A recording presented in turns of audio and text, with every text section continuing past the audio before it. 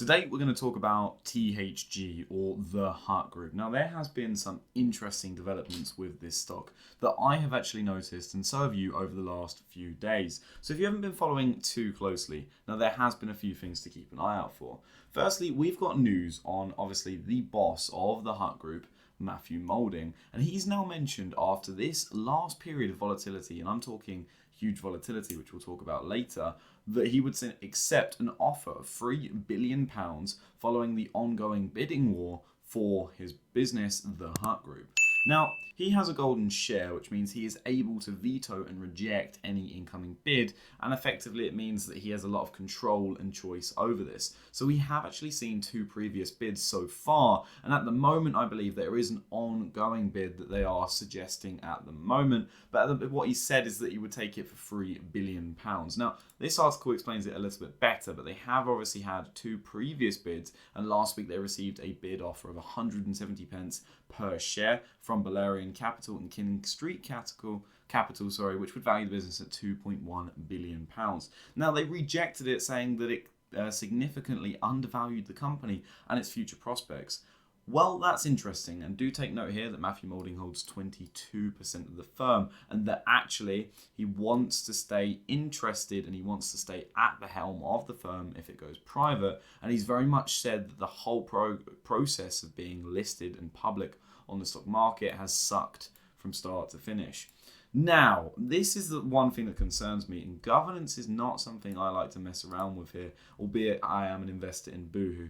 You go look after the last few days, think, yeah, that's great, they're doing some good performance here. But you really go back 6 months, you're like, okay, that's average. But you go back to really where things started, and they're down 82.54% from their IPO date, which is significant. That is a huge destruction of value right there, where effectively their market capitalization before was well above that of 3 billion. In fact, it was likely 4 times what it is now. So let's just say it was about 6.8 billion pounds. He's now saying, yeah, we will just accept an offer for half of what it previously IPO'd at. That sounds quite greedy to me, in my opinion. No matter the quality of the business, it seems like this CEO/chairman, I think he's still dual role, has a little bit more of an interest for it and wants to make a lot more money. And obviously, he would love for it to go back to private because then he hasn't got to worry about the public and all of their interests, and therefore can carry on working on his own business that he still holds a stake in. But he also made a load of money from listing the company from the initial public offering. So again, it puts him in a very favourable position here. And if we take a quick look at simply Wall Street, for example, we can see that yes, look, on a price to sales ratio, they seem fair value. On a price to earnings ratio, they're unprofitable. But their financial health would suggest that actually there are some assets on the balance sheet of about £537 million in cash, but about £490 million in debt.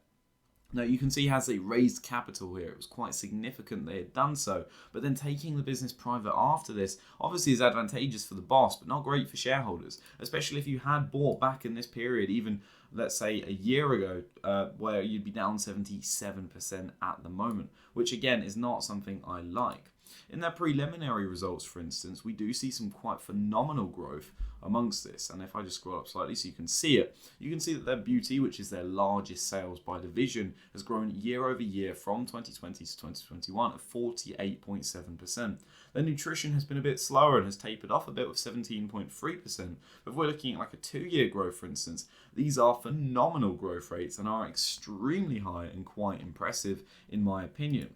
When we take a further look here, you can see as well that the CAGR of their beauty revenue and their nutritional revenue is very high, with the beauty revenue being a 48% compound annual growth rate and the nutritional being 21% compound annual growth rate.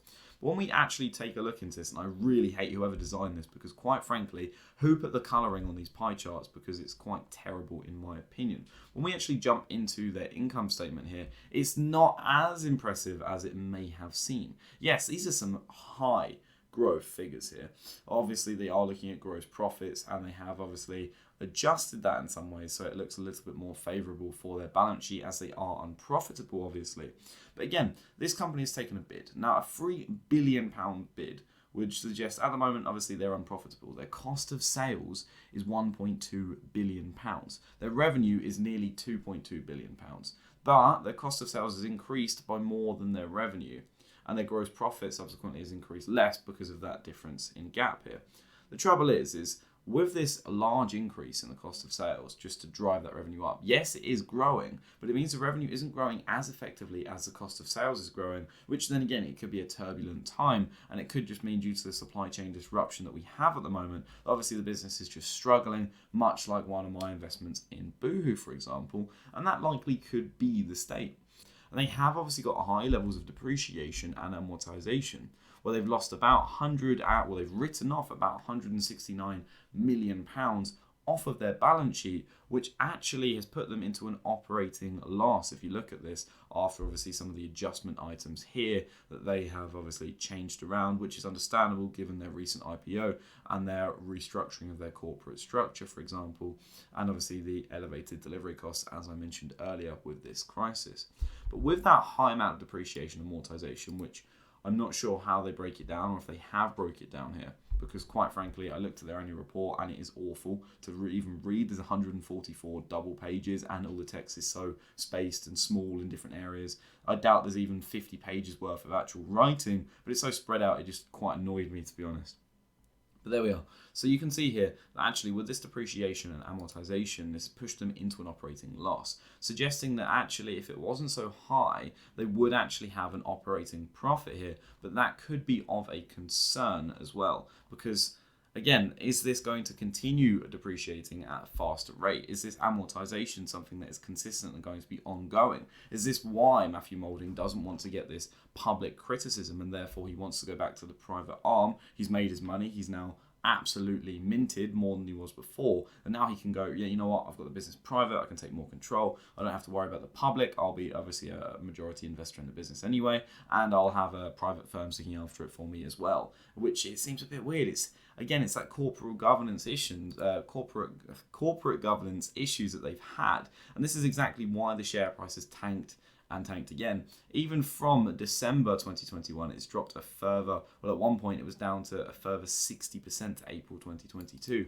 suggesting that investor sentiment in this company here was absolutely ravaged. And again, if you look at the past performance, it's hardly like the investor sentiment has changed due to poor past performance, because quite frankly, that isn't the case. Their revenue has been growing at an alarming rate. Their free cash flow is staying consistent, and their earnings obviously look like that way because of what has happened in the last year. So again, it's odd to me, and to see, as I say, the Hut Group saying, yeah, we're going to accept it, £3 billion, but again, they were valued at higher than that. I think their initial public offering was higher than that. It's throwing red flags. I mean, is there an opportunity here where someone might want to buy in hopes that someone does make a £3 billion bid? But at the same time, and it does seem like this chairman / CEO / founder, Matthew Moulding, does want to do that, so he'd likely accept the offer, as mentioned here. But I don't like it. This is something that I would potentially avoid here. Yes, there might be some short-term trade value, swing trade value, surely. But long-term investments, I feel that this founder here has a lot of destructive value. He's not bothered about the shareholders. He's bothered about his own pockets, his own greed. Hence why, obviously, he gets a bit of criticism, doesn't like it, can't handle it, and now wants to go back private. Again, I don't know if THG is an interesting investment, but is this one that you'd be interested in? Please leave a comment down below. Have a fantastic day.